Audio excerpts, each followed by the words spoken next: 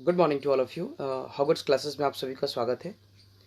आज हम बात करेंगे ट्वेल्थ के फिजिक्स के बारे में। जो हमारा पहला यूनिट है इलेक्ट्रोस्टैटिक्स यानी स्थिर वैद्युतिकी, इसके बारे में बात करेंगे।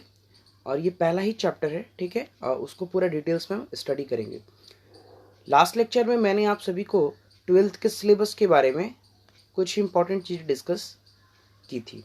मैंने बताया था आपको कि पूरा जो ट्वेल्थ का हमारा फिजिक्स है वो 3 सेक्शंस में डिस्ट्रीब्यूट किया गया है: इलेक्ट्रोमैग्नेटिज्म, ऑप्टिक्स और मॉडर्न फिजिक्स। ये तीनों ही को मिलाकर टोटल नंबर ऑफ जो यूनिट्स है, हमें चैप्टर जो यूनिट पढ़ने हैं हमें, वो आपका 9 यूनिट्स है। 9 यूनिट्स और 14 चैप्टर है। इन तीनों सेक्शंस को मिला के हमें 9 यूनिट्स और 14 चैप्टर पढ़ने हैं। तो आज हम इलेक्ट्रोमैग्नेटिज्म जो सेक्शन है हमारा, इलेक्ट्रोमैग्नेटिज्म, ये सेक्शन हम स्टार्ट करेंगे। और इसमें कौन कौन सी टॉपिक्स है, कौन कौन सा यूनिट है, इन सबको हम स्टडी करेंगे। आइए आगे देखते हैं। तो इलेक्ट्रोमैग्नेटिज्म सेक्शन में जो पहला यूनिट है वो है इलेक्ट्रोस्टैटिक्स। जो हमारा पहला यूनिट है वो है इलेक्ट्रोस्टैटिक्स और चैप्टर का नाम है electric charge and field. Hindi होता है उसका विद्युत आवेश एवं क्षेत्र। अब सबसे पहले ये बात आती है कि इलेक्ट्रोमैग्नेटिज्म क्या है।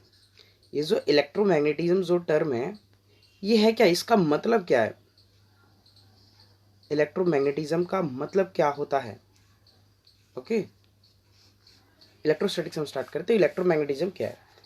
Electromagnetism is the basically study of charge, यानी स्टडी ऑफ चार्ज। हम इस पूरे सेक्शन में सिर्फ और सिर्फ आवेश के बारे में पढ़ते हैं, यानी इसमें आवेशों का अध्ययन किया जाता है। इसमें क्या किया जाता है? आवेशों का अध्ययन किया जाता है। चार्ज के बारे में हम पढ़ते हैं। आपकी इंफॉर्मेशन के लिए मैंने ये भी आपको बताया था कि 45% ट्वेल्थ का जो हमारा सिलेबस है उसमें सिर्फ और सिर्फ इलेक्ट्रोमैग्नेटिज्म ही हमें पढ़ना है। और पूरे इलेक्ट्रोमैग्नेटिज्म का जो की पॉइंट है हमारा वो क्या है? चार्ज। क्या है? चार्ज। जो हमारा पूरा की पॉइंट है वो क्या है? चार्ज। यानी पूरा हम ये समझ सकते हैं कि ट्वेल्थ का जो आधा से ज़्यादा हमारा फिजिक्स है उसमें सिर्फ और सिर्फ हम चार्ज के बारे में ही स्टडी करेंगे। इसलिए थोड़ा सा इसको ध्यान देना, इसकी बेसिक पॉइंट्स को भी समझना बहुत ज़रूरी है। अब ये जो पूरा इलेक्ट्रोमैग्नेटिज्म जो सेक्शन है हमारा, इसको डिस्ट्रीब्यूट किया गया है, ठीक है ना, मतलब 2 भागों में डिस्ट्रीब्यूटेड किया गया है। पहला जब हम रेस्ट चार्ज के बारे में बात करते हैं और दूसरा जब हम मूविंग चार्ज के बारे में बात करते हैं। रेस्ट चार्ज कहने का मतलब ये, जब चार्ज रुकी हुई हो यानी विराम अवस्था में हो, जब चार्ज मूव नहीं कर रही हो तो हम क्या करते हैं? उसको रेस्ट चार्ज कहते हैं। और उसके अंदर जो हमारा यूनिट है उसको बोलते हैं हम इलेक्ट्रोस्टैटिक्स, ठीक है। इलेक्ट्रोस्टैटिक्स यानी स्थिर वैद्युतिकी इसका हिंदी होता है। और जब मूविंग चार्ज की बात करते हैं, जब मूविंग चार्ज की बात करते हैं यानी गति आवेश की बात करते हैं, तो इसका मतलब ये है कि चार्ज जो है वो क्या है? गति में है, ठीक है ना। मतलब वो किसी न किसी वेलोसिटी से या एक्सेलरेशन से वो क्या हो रहा है? मोशन में है, रुका हुआ नहीं है। तो हम उस सेक्शन को बोलते हैं इलेक्ट्रोडायनेमिक्स, यानी गति आवेश, ठीक है, इलेक्ट्रोडायनेमिक्स बोलते हैं। मैंने ब्रीफली इन चीज़ों को यहाँ पर मेंशन भी किया है कि जब रेस्ट चार्ज हो तो चार्ज एट रेस्ट में होता है, ठीक है। और स्टैटिक इलेक्ट्रिक चार्ज भी इसको कहते हैं, इसको चार्ज इन मोशन कहते हैं और इसको डायनेमिक चार्ज भी कहते हैं। ओके, तो अब देखिए क्या होता है, मैंने कुछ आपको बेसिक टर्मिनोलॉजी को समझा दी यहाँ पर आपको कि चार्ज जो होता है अगर वो रेस्ट में हो या मोशन में हो तो वो एक फील्ड जनरेट करता है। फील्ड यानी एक क्षेत्र बनाता है अपना। जैसे हमारा जो एक परछाई बनता है, आवड़ा जो बनता है, उसी तरह चार्ज भी एक फील्ड जनरेट करता है। जब चार्ज रेस्ट में हो तो विद्युत क्षेत्र उत्पन्न करता है। हालांकि हम इन सब टॉपिक के बारे में डिटेल्स में बात करेंगे, लेकिन आपको ब्रीफली थोड़ा बहुत बता रहा हूं ताकि आपको आगे चल के थोड़ा सुना सुना सा ये चीजें लगे और नया ना लगे। आई बात समझ में? तो जो चार्ज होता है यानी जो रेस्ट है, ये रेस्ट जो भी चार्ज हम स्टडी करते हैं इसमें सिर्फ और सिर्फ इलेक्ट्रिक फील्ड के बारे में पढ़ते हैं। यानी रेस्ट चार्ज होता है जब विराम अवस्था में आवेश हो तो विद्युत क्षेत्र को उत्पन्न करता है। ओके, अब बात करते हैं जब चार्ज गति में हो। तो चार्ज जब गति में हो तो इसकी 2 केसेस हैं। पहला केस क्या है कि कांस्टेंट वेलोसिटी हो, यानी वहां पर एक्सेलरेशन जो हो यानी q इक्वल टू 0 हो। यानी जब त्वरण शून्य हो और कांस्टेंट वेलोसिटी से जब कोई भी चार्ज मूव कर रहा हो तो वहां पर वो दो फील्ड जनरेट करता है, एक विद्युतीय क्षेत्र और दूसरा चुंबकीय क्षेत्र, यानी इलेक्ट्रिक फील्ड और मैग्नेटिक फील्ड को उत्पन्न करता है। कब? जब चार्ज क्या हो, कांस्टेंट वेलोसिटी से मूव कर रहा हो, जब वहां पर त्वरण क्या हो, जीरो हो। ओके, और दूसरा इसका पोर्शन है जब चार्ज मूव कर रहा है लेकिन उसमें कुछ ना कुछ एक्सेलरेशन है, यानी वहां त्वरण, कुछ ना कुछ त्वरण है उसके साथ, ठीक है। और वहां पर क्यू क्या होगा, फिर जब त्वरण कुछ ना कुछ होगा तो क्यू क्या हो जाएगा, नॉट इक्वल टू जीरो, यानी शून्य नहीं है, वहां कुछ ना कुछ हमारा त्वरण है, तो वहां पर इलेक्ट्रिक फील्ड, मैग्नेटिक फील्ड और इलेक्ट्रोमैग्नेटिक वेव्स उत्पन्न होता है। तो हम इन सब चीजों के बारे में डिटेल्स में पढ़ेंगे और इसी से रिलेटेड हमारा पूरा जितने भी यूनिट है इलेक्ट्रोमैग्नेटिज्म में वो सब हमें पढ़ने हैं और चैप्टर्स पढ़ने हैं। तो एक बार फिर से मैं ब्रीफली आपको ये चीज़ समझा दूं कि अगर चार्ज रेस्ट में हो तो इलेक्ट्रिक फील्ड उत्पन्न करता है, ठीक है ना, विद्युत क्षेत्र को उत्पन्न करेगा, यानी इलेक्ट्रिक फील्ड के बारे में पढ़ेंगे।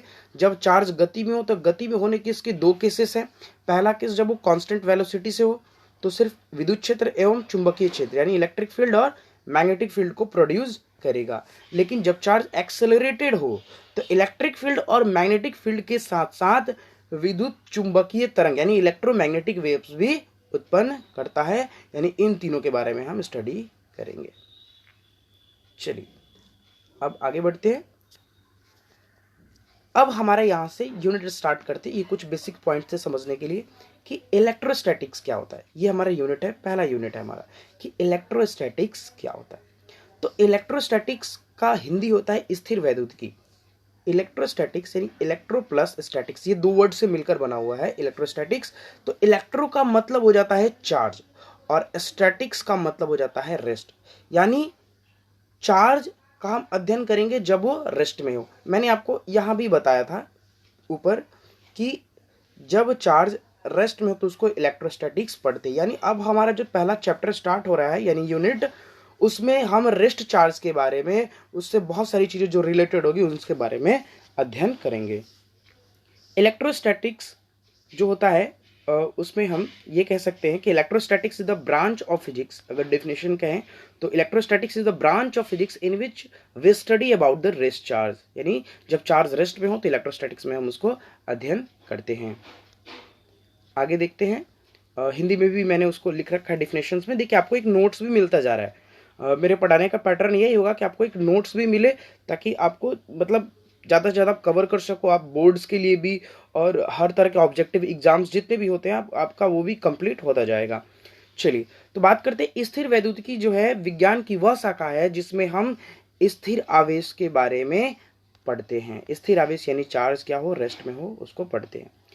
अब हमारे आसपास बहुत सारी ऐसी घटनाएं हैं, बहुत सारी ऐसी जो चीजें घटती है हमारे आसपास जिसका सीधा कनेक्शन स्थिर आवेश से है, यानी इलेक्ट्रोस्टैटिक्स की व्याख्या के कारण ही हम उन चीजों को समझ सकते हैं। ये चीजें हैं, उसमें बहुत सारी ऐसी चीजें हैं जैसे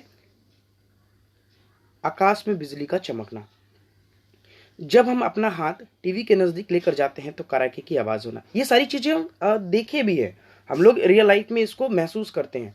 ठंडी के दिनों में, थर्ड जो पॉइंट है, ठंडी के दिनों में जब हम अपनी कमीज या स्वेटर को उतारते हैं तो कड़ाके की आवाज के साथ चिंगारी का निकलना, ये भी ऐसी बहुत सारी घटनाएं हैं। खासकर तो एक जो स्टूडेंट, हर स्टूडेंट अपनी लाइफ में करते हैं कि हमारा जो स्टोमेन बॉक्स होता है उसमें एक स्केल होता है, you know very well, scale plastic का जो होता है। तो वो जो स्केल को हम जब अपने सूखे बालों में रब्ड करते हैं और रब्ड करने के बाद जब उसमें हम देखते हैं कि कागज के छोटे छोटे टुकड़े को वो क्या करता है, अट्रैक्ट करने लगता है, अपनी ओर आकर्षित करता है। तो वो भी चीजें, ये सब जो चीजें है ना, ये सब चीज स्थिर आवेश के कारण होने वाली ही घटनाएं हैं। ओके, और इन सब चीज की व्याख्या हम इलेक्ट्रोस्टैटिक्स के माध्यम से बहुत आसानी से कर सकते हैं। तो अब जो हमारा टॉपिक है, जो मेन की पॉइंट है और उसको समझना बहुत ही इंपॉर्टेंट है पूरे इलेक्ट्रोमैग्नेटिज्म सेक्शन का, वो है चार्ज। कि चार्ज क्या है। तो चार्ज के लिए थोड़ा बहुत हम हिस्ट्री देख लेते हैं, हालांकि ये इंपॉर्टेंट नहीं है लेकिन फिर भी थोड़ा बहुत जानकारी के लिए, ताकि एक कॉन्सेप्ट मिले हमें, क्योंकि अब ऐसी चीज़ों के बारे में हम पढ़ने जा रहे हैं, चार्ज तो ऐसे किसी को दिखता नहीं है, तो उसके बारे में थोड़ा सा बारीकी से समझना बहुत ज़रूरी है। देखते हैं कि हिस्ट्री ऑफ चार्ज, अब जो हमारा टॉपिक होगा वो होगा हिस्ट्री ऑफ चार्ज के बारे में। ओके, देखते हैं कि हिस्ट्री ऑफ चार्ज में क्या क्या है। तो हिस्ट्री ऑफ जो चार्ज है ना, सबसे पहले बहुत मतलब अगर ये कहे कि इसकी शुरुआत कैसे हुई चार्ज के बारे में, तो पहले लोगों के पास बहुत खाली समय हुआ करता था। तो कभी किसी को कोई चीज़ मिल गया, किसी चीज़ से रब्ड किया, और रब्ड करने के बाद उसने देखा कि वो किसी अपनी से हल्की चीज़ों को आकर्षित करने लगा। तो बहुत दिनों तक ये चीज़ें चलती रही। बट सबसे पहले उसको मेंशन किया लगभग 600 ईसा पूर्व ओके, एक थेल्स नामक दार्शनिक थे, ठीक है, यूनानी दार्शनिक थे। तो इन्होंने एक एम्बर जो होता है एक पदार्थ है, ठीक है ना, एम्बर नामक पदार्थ को फर से रगड़ा। फर से रगड़ने के बाद उन्होंने पाया कि उसमें यानी एम्बर में अपने से हल्की वस्तु जैसे कागज के टुकड़े, धूलकण आदि को आकर्षित करने का गुण आ जाता है। उसके बाद कई सालों तक इस एक्सपेरिमेंट पे आगे वर्क नहीं हो पाया, जिसके कारण यहां से थोड़ा सा ध्यान लोगों का हट गया था। बट उसके बाद 1600 ईस्वी में यानी 1600 ईस्वी में रानी एलिजाबेथ के एक डॉक्टर थे जिनका नाम था डॉक्टर गिलबर्ट। उन्होंने अपने प्रयोगों द्वारा यह बताया कि जिस तरह एम्बर और फर हैं, वैसे और भी बहुत सारे ऐसे पदार्थ हैं जिनको अगर आपस में रगड़ा जाता है तो उनमें अपने से हल्की वस्तुओं को आकर्षित करने का गुण आ जाता है। ओके, तो ये भी वो बताए। उसके बाद 1646 ईस्वी में थॉमस ब्राउन, इनका बहुत बड़ा योगदान है क्योंकि इन्होंने इस प्रॉपर्टीज के बारे में, इन अज्ञात कारणों के बारे में खोज करने में लग गए थे। खोज करने के बाद इन्होंने पूरे डिटेल्स में तो डिस्क्राइब नहीं कर पाया इन्होंने, बट इन्होंने एक बहुत इंपॉर्टेंट बात बताया। इन्होंने कहा कि ये जो एक प्रॉपर्टीज है वो घर्षण करने के बाद वस्तुओं में आ रही है, और उन्होंने इस प्रॉपर्टीज का नाम दिया उन्होंने विद्युत, यानी इलेक्ट्रिक नाम दिया उन्होंने। ये जो अज्ञात कारण था जिसके कारण घर्षण करने से वस्तुओं को आकर्षित करने का गुण आ जा रहा था, उन्होंने इसका इलेक्ट्रिक यानी विद्युत नाम दिया। इसके बाद उन्होंने ये भी कहा कि जिन वस्तुओं में यह गुण आ जाता है वो वस्तुएं चार्ज, आवेशित या इलेक्ट्रिफाइड यानी विद्युतमय कहलाती हैं। और सिंपल सा अगर हम ये बात समझ लें कि अगर ये हम कहते हैं कि कोई पदार्थ विद्युतमय हो गया या चार्ज हो गया, तो उसका मतलब ये होता है कि उसने आवेश को ग्रहण कर लिया, यानी आवेश को क्या कर लिया, उस पर आवेश आ गया, हम ये कह सकते हैं, ठीक है। तभी कोई बॉडी क्या होती है, चार्ज होती है। और चार्ज के बारे में बेसिक हम थोड़ा बहुत जानते भी हैं कि एक प्लस चार्ज होता है, एक माइनस चार्ज होता है, ये वो चीज़ें थोड़ा बहुत 10th में पढ़े हैं, ठीक है। तो उसमें हम पूरे डिटेल्स में बताएंगे, डोंट वरी। अगर आप भूल भी गए तो कोई बड़ी बात नहीं है। अब बात करते हैं कि एक क्वेश्चन आता है कि बहुत सारा एक ऑब्जेक्टिव क्वेश्चन ही है, ऐसे तो कोई एग्जाम्स में नहीं पूछता है, बट फिर भी आपको बता रहा हूँ कि घर्षण विद्युत क्या है। ये क्वेश्चन है कि घर्षण विद्युत क्या यानी फ्रिक्शन इलेक्ट्रिसिटी क्या है। तो चूंकि विद्युत की उत्पत्ति जो है वो वस्तुओं को परस्पर रगड़ने से हुई है, यानी घर्षण से हुई है, और इसीलिए इसको क्या कहा जाता है, घर्षण विद्युत कहा जाता है। तो ये आपका डेफिनेशन भी कंप्लीट हो गया। अब बात करेंगे पॉजिटिव और निगेटिव चार्ज। देखिए जो थेल्स था, थेल्स के बाद से डॉक्टर गिलबर्ट थे, और डॉक्टर गिलबर्ट के बाद आपके थॉमस ब्राउन थे। तो थॉमस ब्राउन ने भी सिर्फ इसका नाम बताया था, बट चार्ज के बारे में डिटेल्स में किसी ने भी नहीं बता पाया। उसके बाद आए थे 1750 ईस्वी में अमेरिकी वैज्ञानिक जो थे जिसका नाम था बेंजामिन फ्रैंकलिन। इन्होंने जो एक खतरनाक एक्सपेरिमेंट किया, जिसको मैं आपको डिटेल्स में आगे बताऊंगा जब इन्वेस्टिगेशन ऑफ चार्ज आपको पढ़ाऊंगा।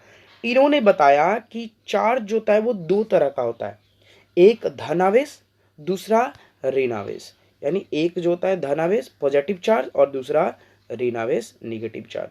इन्होंने मतलब एक बहुत ही तगड़ा एक्सपेरिमेंट किया था। मैं आपको पूरा एक्सपेरिमेंट डिटेल्स में बताऊंगा, पूरा 3 डायमेंशनली आपको दिखाऊंगा भी, और फिर आपको ये चीज़ पता चलेगा कि कैसे किसी बॉडी से चार्ज आता है, उस पर कैसे पॉजिटिव चार्ज आता है, कैसे निगेटिव चार्ज आता है। इन सारी चीज़ों के बारे में मैं आपको डिटेल्स में बताऊंगा।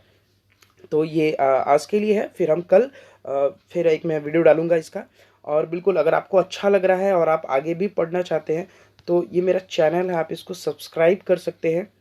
बिल्कुल मैंने ऊपर ही दिया था, आपको एक लिंक दिया था, यहाँ पर लिखा हुआ देखिए, ये आप लिंक है हमारा जिस पे आप बहुत सारी वीडियोस हमारे प्राप्त कर सकते हैं। ओके, और अपनी पढ़ाई को जारी रख सकते हैं, क्योंकि कोरोना वायरस के कारण सारी क्लासेस क्लोज कर दी गई है, इसलिए यूट्यूब के थ्रू मैं आप सभी को पढ़ा रहा हूँ।